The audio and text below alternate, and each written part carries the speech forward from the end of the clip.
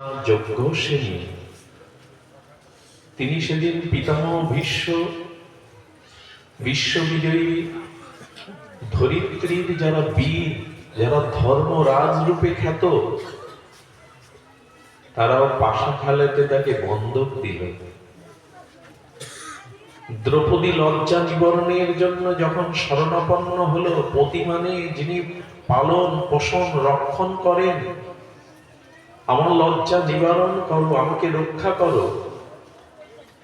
সেদিন ধর্মরাজ যুধিষ্ঠির, মহাবীর ভীম, তৃতীয় পাণ্ডব অর্জুন সহ সকলে নীরব ছিল। দ্রৌপদী যেন চিৎকার করে আকাশ বাতাস বিদিত করে বলল, হে জগৎ দেখে নাও, গোবিন্দ ছাড়া আশ্রয় তত্ত্ব জগতে কেহ নেই। ভগবান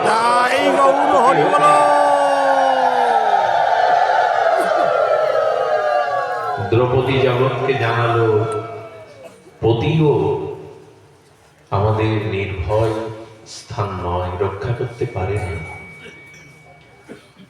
বিভীষণের মতো ভক্ত এমন ভাইকেও রাজসভায় সভাসদগণের মধ্যে লাথি মেরে তাড়িয়ে দিল রাবণ। বড় ভাইয়ের কাছেও ছোট ভাই আশ্রয় পায় না। আচ্ছা, দেবতারা কি আমাদের আশ্রয়? আপনারা জানেন, আপনারা বিজ্ঞ, শাস্ত্রজ্ঞ, অনুভবী ভক্তজন।